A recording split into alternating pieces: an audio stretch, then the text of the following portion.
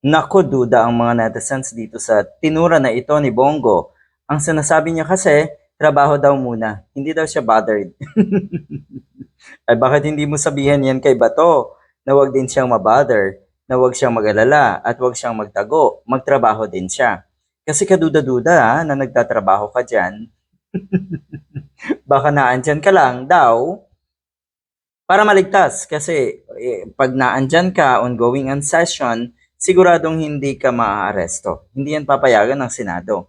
Hindi ba yan ang dahilan mo kaya at magkukunwari ka na tila ba ikaw ay nagtatrabaho muna? Ulitin daw natin na paano ka makakatrabaho ng ganito na ikaw ay napangalanan na ng kung ilang beses na sa ICC hearing.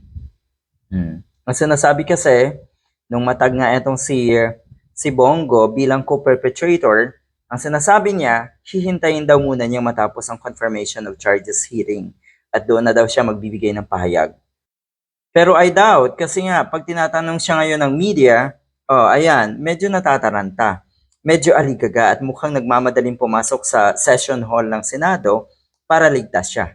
Kasi any moment, kahit anong oras, sa mga susunod na araw, baka naandyan na ang ICC sa likod mo at ikaw ay inaaresto niya. Na, alam yan na itong si Bongo. Ulitin ko lang kung talagang kayo'y nagtatrabaho ni Bato de la Rosa, or kung talagang ikaw ay nagtatrabaho, pues, pabalikin mo sa Senado si Bato de la Rosa at itigil yung kanyang kahibangan, yung kanyang pagtatago na kuno ay, or na tila ba accepted na niya na siya ay guilty. Tapang-tapangan nung una itong mga ito. Pero ngayon, nagumugulong na nga ang investigasyon at ongoing na ang confirmation of charges hearing.